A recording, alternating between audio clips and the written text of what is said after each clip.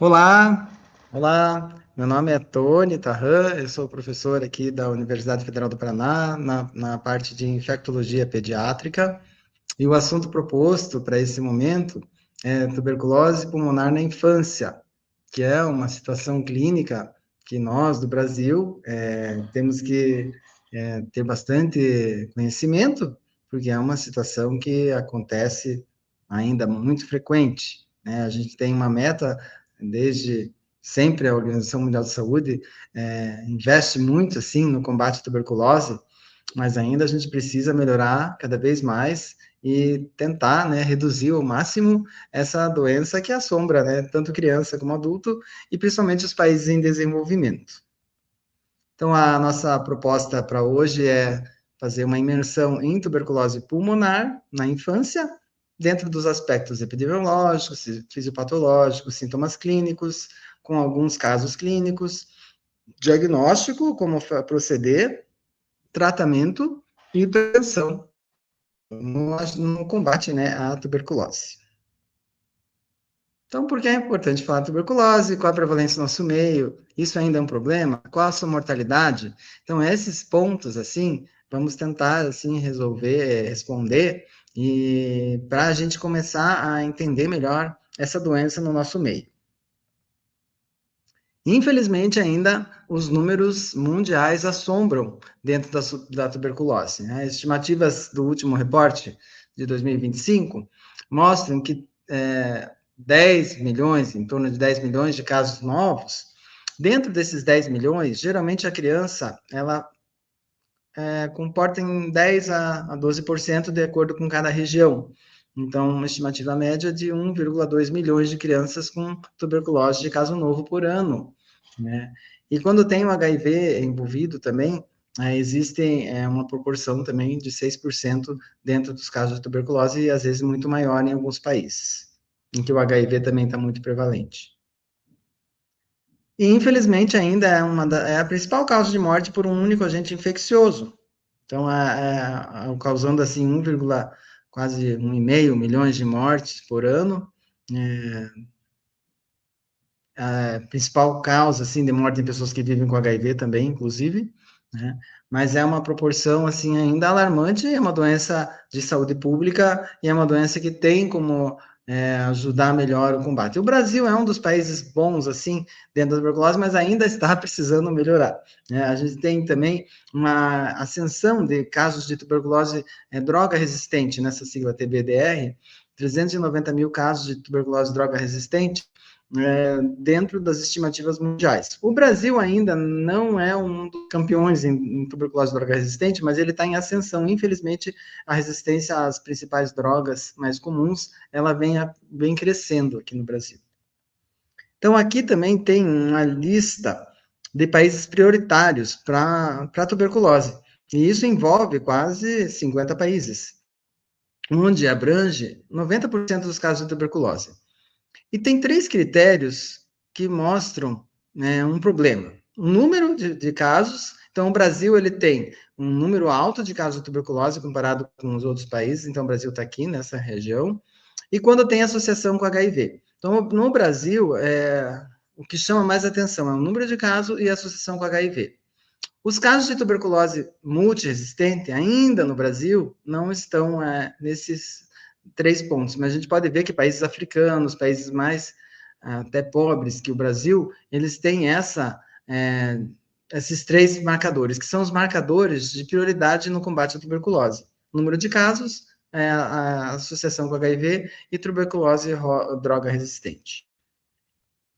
No Brasil, ele está nos 2 itens aqui, HIV e número de casos. Aqui um reporte do Brasil, mais ou menos em número de casos e incidência, né, pode-se ver que é uma constância, até um crescimento, assim, né, de casos, né, infelizmente assim, mas em torno de 70 a 80 mil, né, e a incidência, então, sempre de 34 a 39 mil. Então, ela continua alta. Então, as notificações de tuberculose, isso acontece porque a tuberculose é uma doença de notificação obrigatória, então tem-se um controle bom aqui no Brasil, né? Mas o controle é bom, mas o número de casos ainda continua mais ou menos equiparado. Isso também pode ser alguma situação em diagnóstico, né? Mas, assim, ainda o número é alto. Melhora o diagnóstico, né? De 2014 para cá, melhorou muito o diagnóstico, mas isso mostra também que o número está alto. Aqui também, dividindo a incidência de tuberculose por região, então a gente pode ver que a região norte, ela tem uma grande proporção, né? Mas todas as regiões do Brasil, elas têm um número de casos expressivo para tuberculose.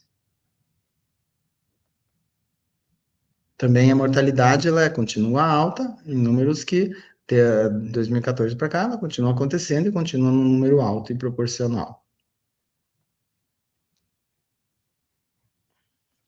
Você veja que desde 2002 o Brasil não registra mais que 5 mil óbitos, mas acontece que começou a aumentar o óbito na sequência, assim, então, não registrava mais que 5 mil óbitos, mas de 2021 para cá começou a aumentar o número de óbitos também.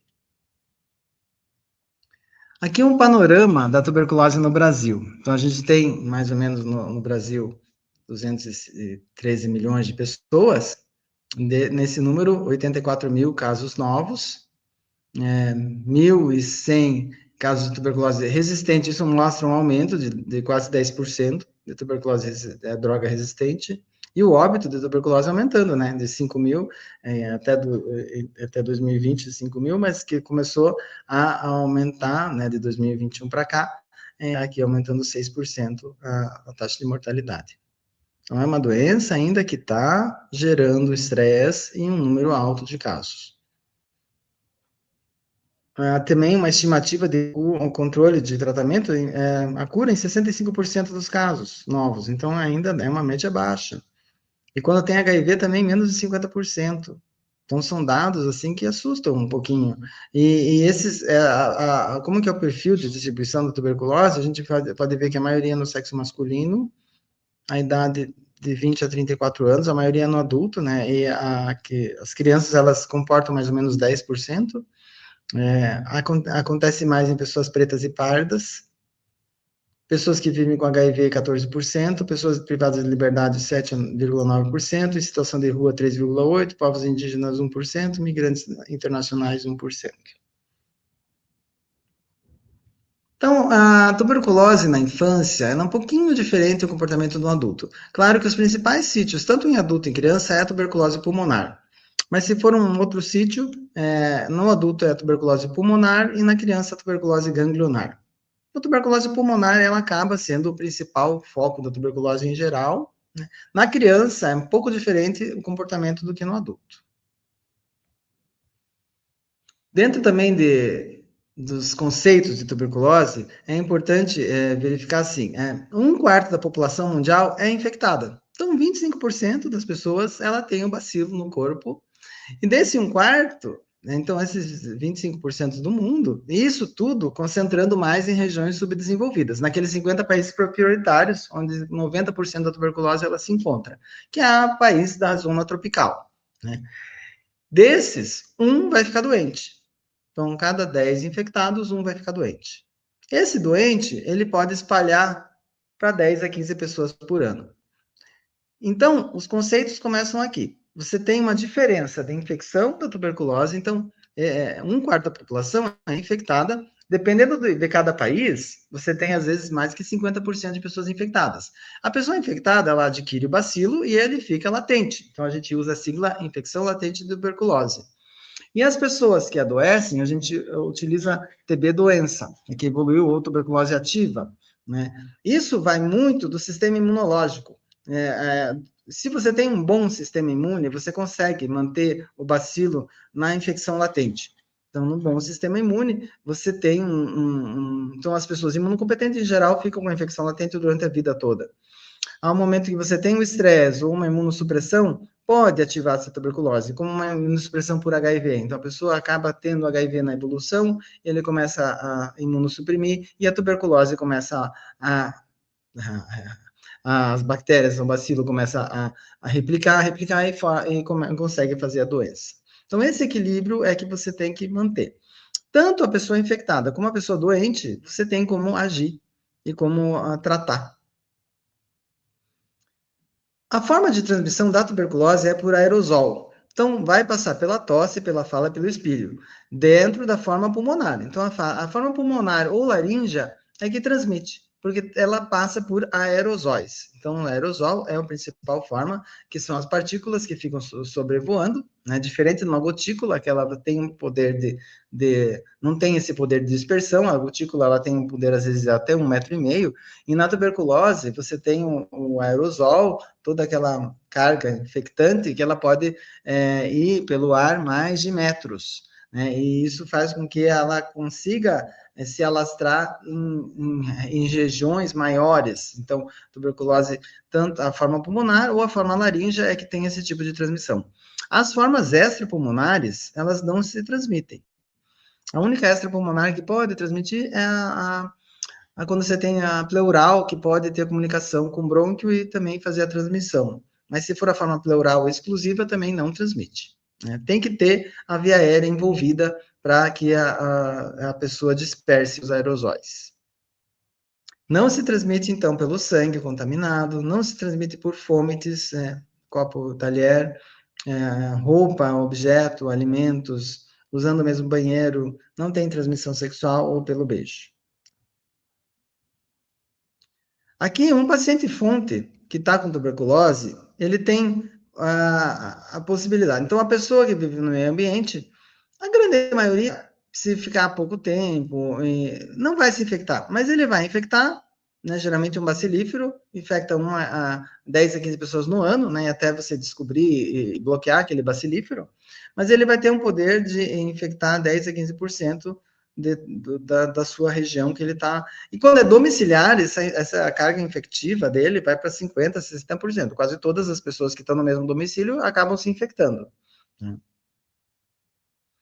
Dessas pessoas infectadas, então as pessoas que têm uma infecção latente de tuberculose, 5 a 10% vai evoluir com a forma primária da tuberculose, que é aquela forma que vai começar rapidamente. É a forma mais comum nas crianças, principalmente de 2 a 5 anos após o contato. Então, a tuberculose primária é aquela que você recém adquiriu a tuberculose, fez o complexo primário às vezes, mas ele não parou por aí e progrediu. 5 a 10% evolui para essa forma, principalmente as crianças, que têm um sistema imune mais precário, menos ativo, né? 5 a 10% vai evoluir para a forma pós-primária. É aquela pessoa que se infecta durante a vida, às vezes não sabe onde deu, onde infectou, e lá, na vida adulta, de repente, se ela ficar com alguma imunodeficiência, algum estresse diário, ela pode ela pode reativar tendo uma carga nova de tuberculose ou reativar a sua própria infecção ou ter uma carga nova de tuberculose que pode ativar lá a infecção latente que você está. Então, essa forma pós-primária é a forma principal do adulto, que é a mais comum no adolescente e adulto, e geralmente vem com alguma questão que deu algum desequilíbrio imunológico e faz a forma pulmonar clássica do adulto. Mas a grande maioria das pessoas que se infectar vai ter a infecção latente isolada. Infecção latente que pode ficar durante toda a vida e a tuberculose não se manifestar como doença, né? Então, você tem as pessoas infectadas, as pessoas doentes, e como eu vou fazer esse rastreio? Como eu vou ir atrás do doente? Quando você vai atrás do doente, você tem que captar os contatos para você barrar aquela infecção primária. Então, por isso que a gente vai ter que fazer, quando a pessoa é diagnosticada com tuberculose, todo aquele e-mail tem que ser investigado. Então, tem que ser notificada e todo aquele e-mail que envolve essa pessoa tem que ser investigado. Então, quando pensar em tuberculose, como investigar, como tratar e como prevenir, que é o que vamos discutir na sequência. Primeira coisa é ver sinais e sintomas clínicos clássicos da tuberculose e fazer o screening dos contatos. Então, vamos supor que a pessoa tem sintomas clássicos, que é a tosse crônica, tosse com sangue, sudorese noturna, que indica uma replicação bacilífera. Geralmente, o bacilo ele replica mais à noite, que é uma febre mais vespertina, é uma febre baixa, porque ele replica pouco, então é uma febre mais baixinha, com suor noturno. Isso indica a replicação do bacilo à noite. Tem algum sintoma consultivo, evolutivo, como perda de peso, falta de apetite, cansaço, dor no peito. Então, sintomas clássicos da tuberculose, você vai pensar, né? Então, tosse mais de 3 semanas. Já é um critério para você, opa, uma tosse, daí você vê mais outros sintomas associados, se aparece um sintoma consultivo, alguma coisa, ir atrás de algum diagnóstico. E na população de risco, não precisa nem ter muito tempo de tosse. Então, geralmente, o paciente HIV começa a tossir, sempre dá um alerta na questão de tuberculose. E a criança, mais ou menos 2 semanas de tosse. Né? Claro que a criança, às vezes, tem tosse por IVAs recorrente, tem tosse por aspectos mais alergênicos, que nem asmática, mas você consegue diferenciar quando você tria a tuberculose. Então, os sintomas clínicos de uma tuberculose na infância, geralmente é a tosse em torno de 2 semanas, febre, não ganhar peso, ou uma parada do peso, né? Diminuição de peso, né? Emagrecer ou parar peso, e diminuição do crescimento, né? Tanto peso como crescimento. Pode acontecer a dinamia, a sudorese, a ausculta pulmonar, ela não é muito frequente na tuberculose da infância. Chio de peito, pode, às vezes, ser de uma sibilância por asma, mas se não melhorar, tem que chamar atenção. Tanto as pneumonias também, quando trata uma pneumonia comum, se você vê que não vai melhorando, tem que dar um alerta para tuberculose e começar a rastrear a tuberculose também na pessoa. Também outros sintomas, como adenomegalia, hepatocitomegalia, eritema nodoso, conjuntivites recorrentes ou crônicas, então chama atenção para a tuberculose. E ver essa história epidemiológica, né? Então, se frente a uma criança que está com um sintoma respiratório, que não melhora, tem que perguntar, tem algum contato em casa, tem uma pessoa com tuberculose no convívio, então tem que ter sempre essa questão aí dentro das investigações das doenças respiratórias. Então, a tuberculose, ela tem, né, um quebra-cabeça, né? Para você pensar em tuberculose, tem que ter uma história clínica mais ou menos compatível com a tosse persistente, a partir daí, ver se tem um contato. Então, uma pneumonia que não melhora, tem que ser perguntado ativamente numa anamnese, tem algum contato diagnosticado com tuberculose? Geralmente a criança, ela é uma vítima de um adulto que passou despercebido, que um adulto ficou tossindo e depois, de repente, você descobre que o adulto tem tuberculose, daí você vai rastrear a criança, ela já está infectada ou ela já está doente, né? Então, geralmente é história de contato, exame de imagem, então você vai utilizar o exame de imagem, a prova tuberculínica, que a sigla é PT, e a IGRA, que é o marcador sérico dos marcadores imunológicos específicos da tuberculose, exames laboratoriais associados e o score de ponto, que é onde você às vezes não consegue determinar por microbiologia a tuberculose, e você tem que ver por aspectos clínicos e da prova tuberculínicas. Então, como fazer o diagnóstico de tuberculose? Quais as bases para esse diagnóstico? Então, a clínica tem que ter sintomas gerais e específicos da doença, né? Então, você vai ter sintoma geral, algum sintoma específico, e vai atrás do material, do escarro, para ir atrás do BAR, que é a coloração, né, do escarro, para ver se tem o bacilo ou não, e o teste rápido molecular, e o raio-x de tórax. Então, essas questões, assim, indo atrás do agente etiológico e da forma pulmonar pelo raio-x. E ainda, né, adicionar as provas adicionais de prova tuberculínica e IGRA, que são mais reações, né, da tuberculose do sistema, tanto para uma pessoa que tem infecção latente, como para a pessoa que tem a doença. Daí você vai avaliar junto com os sintomas. A gente vai ver um fluxograma como é feito. E os exames mais complexos, assim, tomografia, nos casos que é difícil o diagnóstico, que um quadro pulmonar que não tem uma outra causa, e você às vezes acha que a tuberculose, às vezes tem que fazer mais critérios, assim, como tomografia e alguns exames mais complexos que às vezes no nível terciário que vão ser realizados. E sempre investigar HIV quando você tem uma suspeita de tuberculose. E a gente acha índices altos, né, da tuberculose com HIV. Aqui é a descrição de alguns exames microbiológicos usados assim para rastreio etiológico da tuberculose. Então, a baciloscopia, pela coloração de Ziel-Nielsen, que é a sigla bacilo álcool ácido resistente, BAR, ela é importante para o diagnóstico do escarro, né, que você, às vezes, quando um adulto escarra, ou a criança, você consegue pegar material por escarro induzido ou lavado gástrico, então ela é um exame que dá o diagnóstico, e ela é interessante para controle de tratamento. É um exame que sai rápido, em 4 horas, então, quando você começa a tratar, você tem que ver se a baciloscopia zerou, para você liberar essa pessoa da transmissibilidade do isolamento. Geralmente, o tratamento de uma pessoa bacilífera em média de 15 a 30 dias, a pessoa já não é mais bacilífera. Então, essa coloração de baciloscopia, ela pode ser realizada a cada 15 dias.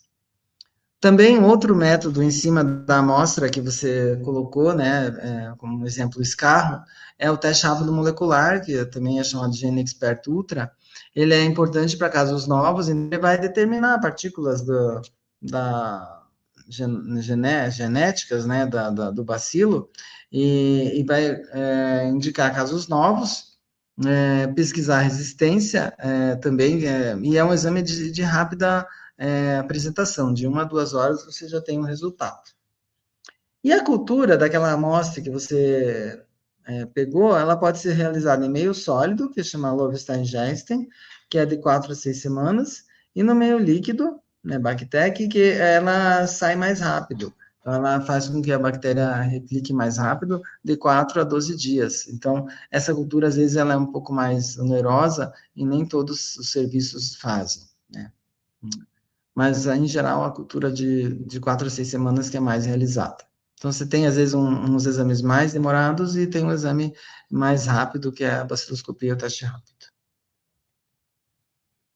Um exame também que vai nos mostrar se você tem a bactéria no corpo, mas não define se é doente ou não, mas ele é uma arma a mais, uma ferramenta a mais, mostrando que a pessoa tem a bactéria no corpo, né? Então, o Mycobacterium tuberculosis, ele é uma bactéria que replica lentamente, às vezes ele é difícil de aparecer nas culturas, então aquelas materiais que nem sempre vão dar positivo, então aqui é uma ferramenta a mais. O PPD um derivado proteico purificado, que ele é inoculado num teste subcutâneo, geralmente realizado no braço, no antebraço, né, na face, na face do antebraço, que gera essa pápula, né, e essa pápula ela tem que ser aferida de 48 a 96 horas. Então, ele vai ser reator, geralmente é feito em 3 dias, né? A aplicação ela é realizada, e a leitura tem que ser da pápula, não da epidemia. Então, o tamanho daquela pápula em 72 horas, em média, vai nos indicar se o PPD é reator ou não e vai dar no nível de reação. A interpretação para Mycobacterium tuberculosis de 0 a 4 milímetros é não reatora. De 5 ou mais milímetros é uma prova reatora, independente da idade ou da realização do BCG. Então, é claro que o BCG pode interferir, né, dentro da tuberculose, mas quando você investiga um contato de tuberculose, já é considerado mais que 5 reator. Então, a pessoa tem uma fonte e vai fazer o PPD, já é reator. E nos casos que dá não reator e você quer insistir no diagnóstico, deve-se esperar mais 2 meses e fazer a conversão, para ver se teve a conversão. Se naquele nível A, às vezes era 2, se passou de 12, né, então o incremento de 10 já vai nos dar uma prova reatora também de prova tuberculínica, né? Por quê? Porque você tem já uma inoculação prévia, então é esperado que tenha mais que 10 numa segunda inoculação, que é 2 meses após. A prova tuberculínica, ela só é realizada para diagnóstico, não é realizada na evolução. Então, ela só vai dizer se a pessoa tem ou não contato com a tuberculose. Ela não define se é doente ou não, você vai ter que ter os outros critérios para definição se é doente ou só infecção latente. Porque ela vai persistir positiva mesmo após o tratamento. Então, tanto na doença como na infecção latente. E provas tuberculínicas mais altas não quer dizer gravidade também. Em geral, uma prova tuberculínica mais alto o valor mostra uma aquisição da bactéria um pouco mais recente. Mas isso não tem muito, é muito individual. O interferon gama release assay, ele é um marcador que indica uma infecção pelo Mycobacterium tuberculose especificamente, né? A prova tuberculínica, ela reage com a BCG e com outras micobactérias, mas o IGRA não. É um exame que ele é de mais alto custo, ele é mais oneroso do que a prova tuberculínica do PPD, mas ele é mais específico e sensível que a prova tuberculínica. Mas ele, apesar disso, ele equipara a prova tuberculínica na prática diária.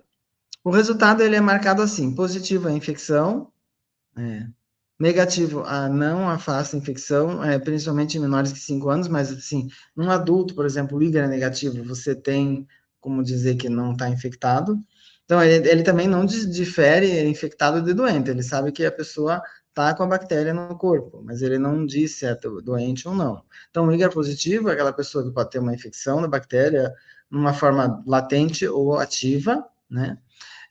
O negativo não afasta em menores de 5 anos o imunossuprimido, então tem que cuidar só nessa interpretação.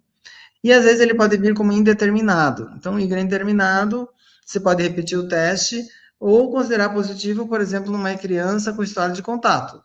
Uma criança que tem história de contato domiciliar, o pai ou a mãe está com tuberculose, moram junto, e dá um IgA indeterminado, muitas vezes na criança já é considerado positivo.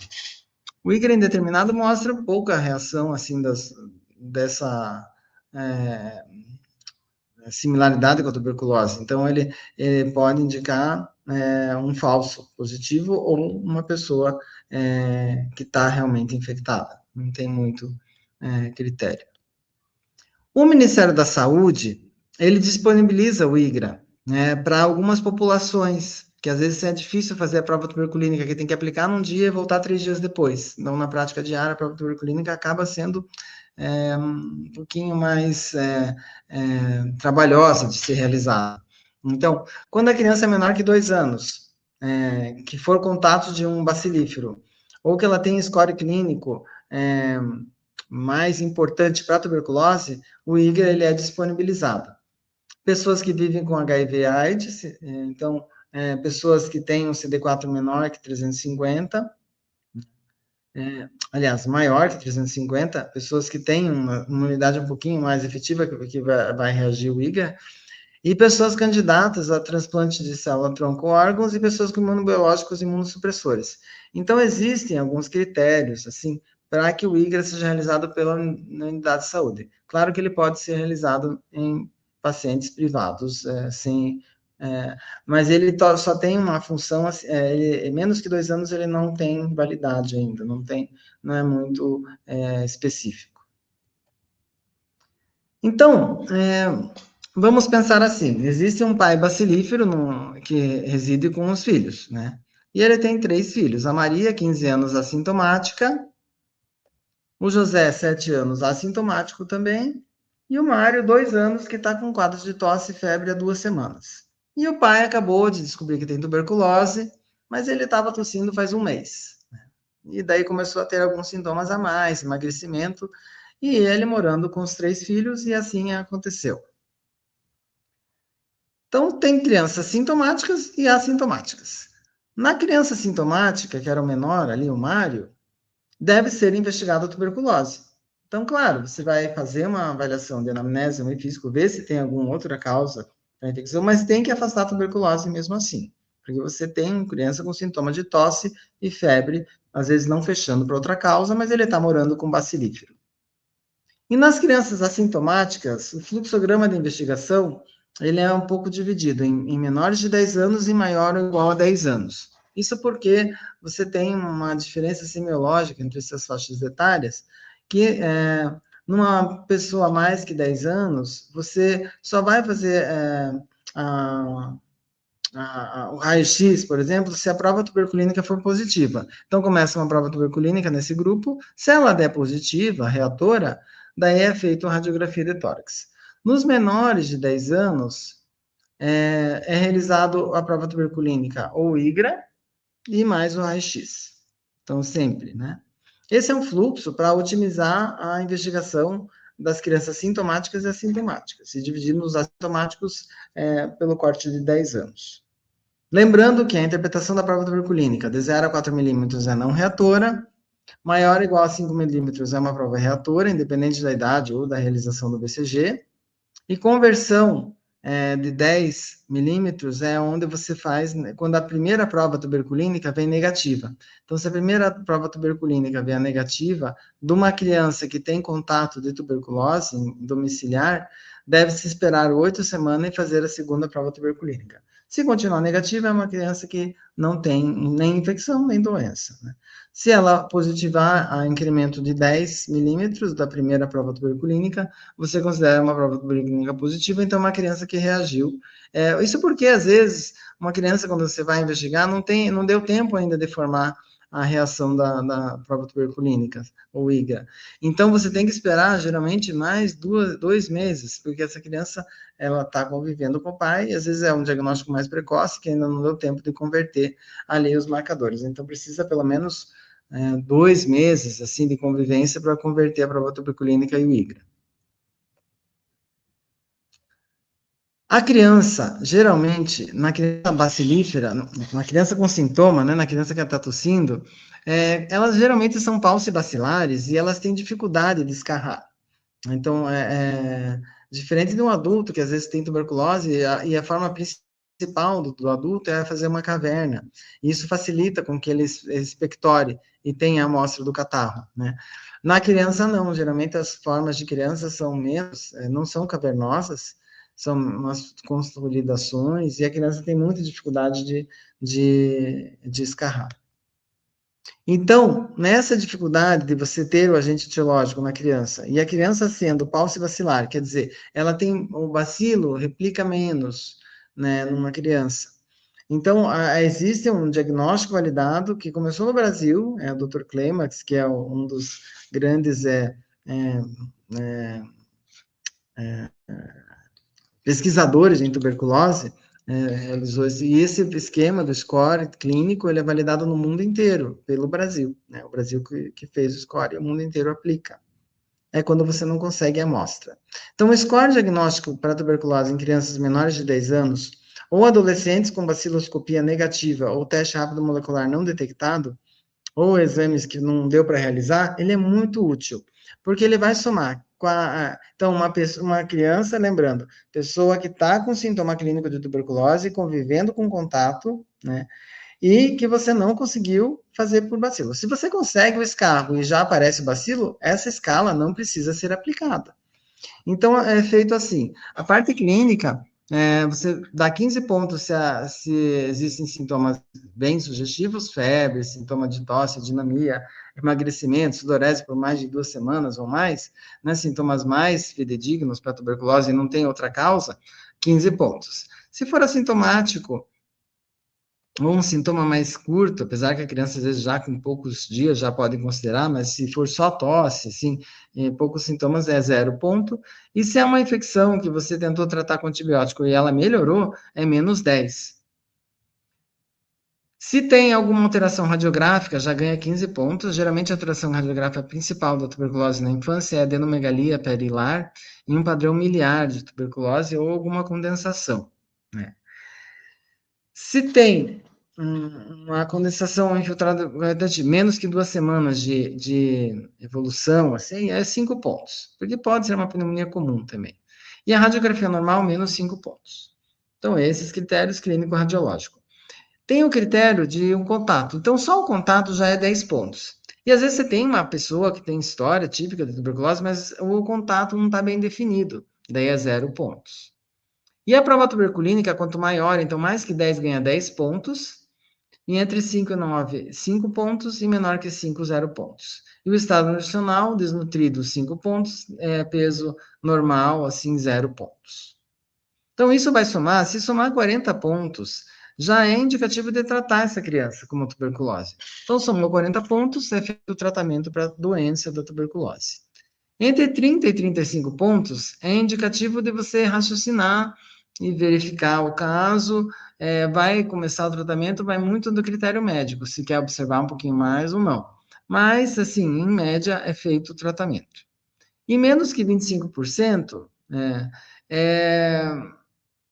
é menos provável que seja tuberculose. Então, se persistir ainda a suspeita de tuberculose, tem que ser avaliada num hospital terciário para fazer exames mais complexos, como tomografia, por exemplo.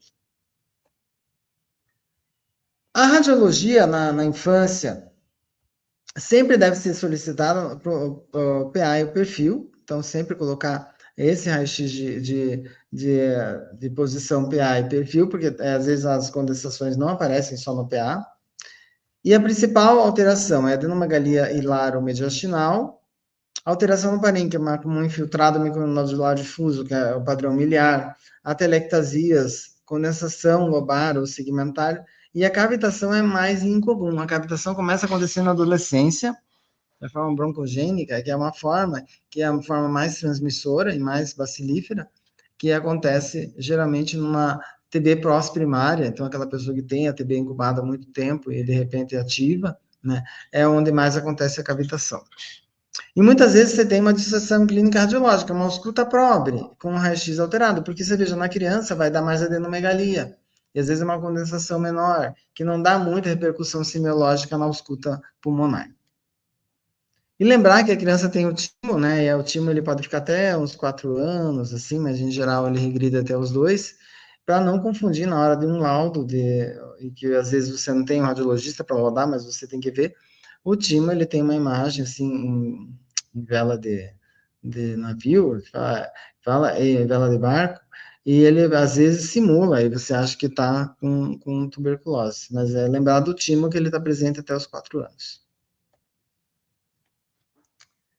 Então, feito o score clínico, é um método, e ir atrás do agente etiológico, quando conseguir. Então, como que pode pegar a amostra de uma criança? Lavado gástrico, escarro, se fazendo escarrar voluntariamente ou induzido. Né? Geralmente a criança, hoje em dia, pode ser feito escarro induzido a partir de 6 meses, em geral. Geralmente é fisioterapeuta que faz.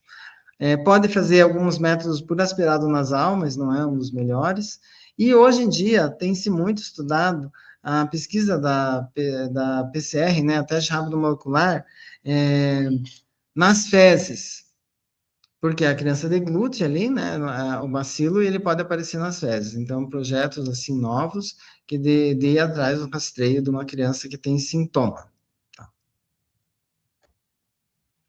Então, o que eu vou pedir nos contatos? A Maria tem 15 anos assintomática. Ela só vai fazer a prova tuberculínica. Se der reatora, vai para o raio-x. O José, 7 anos assintomático, vai fazer os dois, tipo, não, um independe do outro. Então, vai fazer a prova tuberculínica e radiografia de tórax. E aquela criança que está tossindo, Mário, vai fazer a prova tuberculínica para somar pontos, né, o raio-x de tórax e os exames bacteriológicos, tentar pegar uma amostra. Se não conseguir, vai para o score. E como conduzir? Então, vamos dar uns laudos assim. A Maria então, é assintomática, deu um PPD de 7 milímetros e um raio-x normal. O José, assintomático, uma prova tuberculínica de 4 milímetros e um raio-x normal. E o Mário tem sintomas, o raio-x está alterado, como a linfonodomegalia, por exemplo, o PPD, ou a prova tuberculínica, deu 15, escolhe 50 pontos. Então, você tem 3 perfis de pessoas que têm convívio com alguém com tuberculose. Esse é o doente, né? A Maria é infecção latente, porque ela não tem sintoma, raio-x normal, e o PPD dela é reator, porque deu mais que 5, deu 7. E o José é um não infectado. Lembrando que ele não está infectado agora, mas o ideal é que ele colete em 2 meses um novo PPD. Se reagir o PPD, ele é considerado daí infectado ou doente, tem que refazer o raio-x de tórax e conferir todos os sintomas. Então, são os 3 perfis gerados dentro de uma criança que tem convivência com alguém bacilífera. Então, o assintomático raio-x normal, prova tuberculina reatora, vai fazer o tratamento da infecção latente ou o tratamento preventivo da tuberculose, que são as siglas. A criança sintomática, ou que tem um raio-x anormal, às vezes ela fez o raio-x, não tem dando sintomas, mas tem um raio-x lá com uma linfonomegalia, pesquisa a doença. E daí, às vezes, já o raio-x já vai dar um ponto alto, né? E faz o score, ou tenta a amostra. E vai ter aquela criança assintomática, que o raio-x é normal, e a prova tuberculínica não reatora em 2 exames. Essa criança vai de alta, porque ela já tem um tempo lá com aquele bacilífero, provavelmente aquele pai já não é mais bacilífero e ela não se infectou. Claro que sempre tem que rever os sintomas nessa evolução. Então, são os 3 perfis principais gerados de um contato da criança ser essa vítima de um adulto que não está sendo percebido. Porque a criança, como ela é paucibacilar, lembrando, ela não transmite tuberculose. Só se ela tiver uma forma mais cavitária.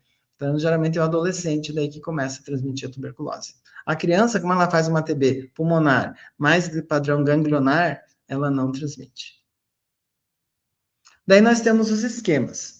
As siglas usadas é o R de rifampicina, H de isoniazida, Z de pirazinamida e E de etambutol. Então, ele também é diferente nas populações de menos que de 10 anos e mais, de menores que 10 anos e maiores que 10 anos. Então, no menor de 10 anos, geralmente a rifampicina, isoniazida e pirazinamida, 2 meses, mais 4 meses de rifampicina com isoniazida. Já se tiver mais que 10 anos, entra o etambutol, porque aqui são grupos mais bacilíferos. Então, a escolha do etambutol como uma quarta droga no esquema de ataque, que são os 2 primeiros meses, é porque é o grupo mais bacilífero, é o grupo que começa a ter aquela caverna cavitária da tuberculose. Né? Então, 2 com 4 drogas, mais 4 meses de rifampicina e ginazida. Nas formas mais graves, como meningotuberculose ou óssea, o tratamento é por 1 ano. 2 de ataque mais 10 meses de manutenção. Né? Existe hoje em dia, várias formulações. Então, aqui nesse desenho, hoje em dia facilitou o tratamento das crianças, que existem comprimidos dispersíveis, que tem já as 3 drogas, rifampicina, isoniazida e pirazinamida, e tem o comprimido com as 2 drogas, rifampicina e isoniazida. Já há mais que 10 anos são os comprimidos combinados também, com as 4 drogas, e depois tem os com as 2 drogas. Isso facilita muito a posologia. Claro que de acordo com cada peso vai ter um volume, um número de comprimidos para ser utilizado.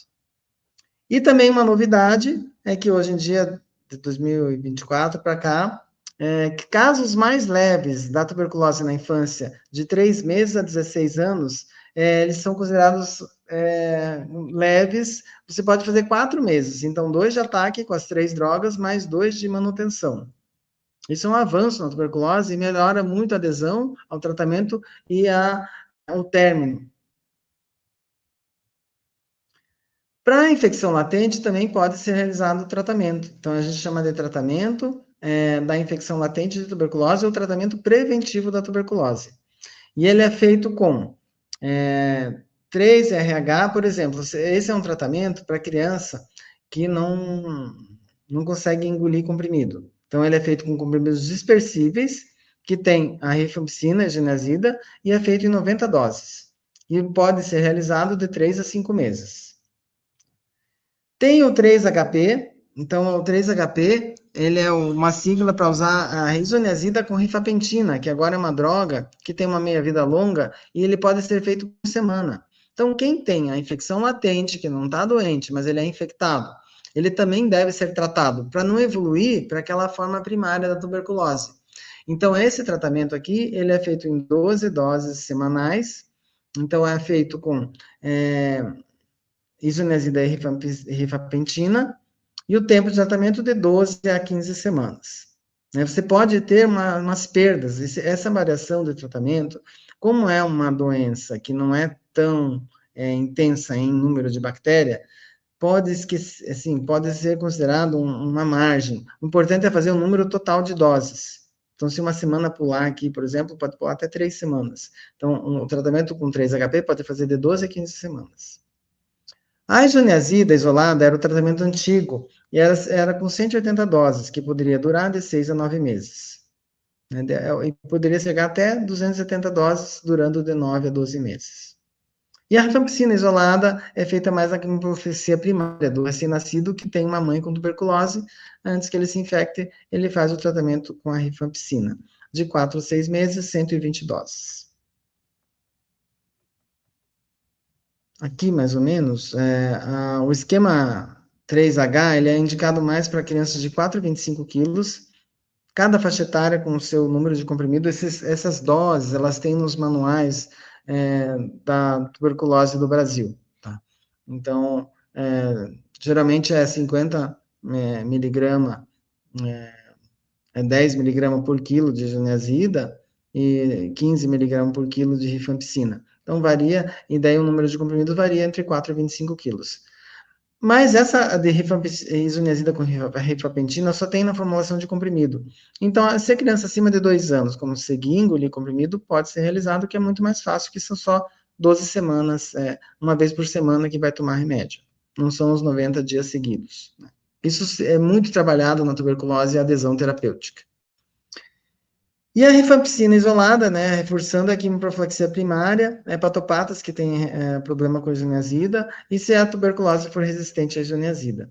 Daí você pode fazer a rifampicina isolada, que ela geralmente é feita em 4 a 6 meses, 120 doses. Tá. Um recém-nascido, que é uma mãe que tem tuberculose, se chama de quimioprofilaxia primária, aquela criança que nasceu nem se infectou ainda, mas ela está vivendo com bacilífero. Então, se um recém-nascido nascer e tem um pai bacilífero que mora em casa, ou a mãe, ele não deve fazer BCG, ele tem que ser protegido com a rifampicina. Então, ele vai tomar a rifampicina, 120 doses, e depois suspende a rifampicina, vê se ele tem algum sintoma ou não, e pode realizar BCG. Não precisa fazer a prova tuberculínica para ver se essa criança se infectou ou não. O importante é manter os 4 meses de rifampicina e depois realizar a BCG. Pacientes que já receberam BCG, às vezes é um bebê que recebeu BCG e depois se descobre que alguém da família está bacilífero.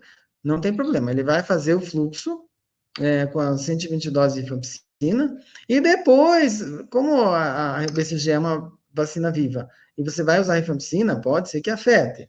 Na evolução, você pode revacinar esse caso se não tiver uma pega vacinal. Então, fez os 4 meses de rifampicina, não teve pega vacinal, pode revacinar. Lembrando que a pega vacinal hoje em dia, em qualquer população, ela não precisa ser acontecida, né? Então, uma criança que recebe a BCG, espera 6 meses para ver se teve a reação da BCG. Se não teve a reação, não se revacina hoje em dia. Se o caso índice for a mãe, então se a mãe tiver tuberculose ativa ou teve na gestação, tem que afastar a TB congênita, porque a bacila tuberculose pode fazer invasão da placenta e pegar o nenê, e afetar o nenê. E esse bebê já pode nascer com um complexo primário. Então, se a mãe é o caso índice, tem que fazer raio-x de tórax e ecografia abdominal, para fazer o rastreamento do complexo primário nesse bebê, nesse recém-nascido. Se o pai for o bacilífero, daí ele não precisa fazer, né? Mas tem que cuidar com raio-x, às vezes, numa criança, na evolução, se ela começar com sintoma. E a mãe pode amamentar, né, se a mãe tem tuberculose bacilífera, em tratamento, né? Ela mesmo, ela vai usar uma máscara comum, amamentar, e o bebê vai estar recebendo a rifampicina. Então, são esses pontos importantes, identificar, né, o sintoma de tuberculose pulmonar, rastrear também as crianças que têm história epidemiológica com raio-x, prova tuberculínica, score, microbiologia, E o tratamento, né, pacientes não infectados vão só ser orientados, né, são crianças que fizeram 2 vezes a prova tuberculínica, não tem sintoma, vão receber orientação, e os pacientes infectados, definir se ele é doente, né, se ele tem o raio-x alterado, se ele tem sintomas, se tem as culturas positivas, então esse vai tratar com rifampicina e isoniazida nos menores de 10 anos e etambutol nos maiores de 10 anos, e o paciente que tem infecção latente, que tem uma prova tuberculínica positiva, um raio-x normal e está assintomático, ele vai fazer o tratamento da infecção latente, ou com 6 meses de isoniazida, 4 meses de rifampicina, ou 3-HP, que seriam a situação dos 3 meses, né, das doses semanais de rifampicina com rifapentina, ou os 90 dias de rifampicina com isoniazida. E são esses pontos que eu queria conversar hoje sobre a tuberculose pulmonar na infância, e claro que eu espero que toda a comunidade médica tenha essa sensibilidade e esse conhecimento e uma causa, assim, para entrar na meta da OMS da finalização da tuberculose. O Brasil é um país pioneiro, o Brasil faz o rastreio da infecção latente, então ele tem também a notificação da infecção latente, tem a notificação dos pacientes infectados, e ele é meio pioneiro dentro do combate à tuberculose. Muitos países africanos, por exemplo, não fazem nem o rastreio da infecção latente. E você tratar a infecção latente, você melhora muito a qualidade e a progressão para a tuberculose primária. Então, muitas crianças são beneficiadas com esse rastreio para que não evoluam para a tuberculose primária e acabam mantendo a cascata da tuberculose. Então, esses pontos, obrigado e estamos à disposição.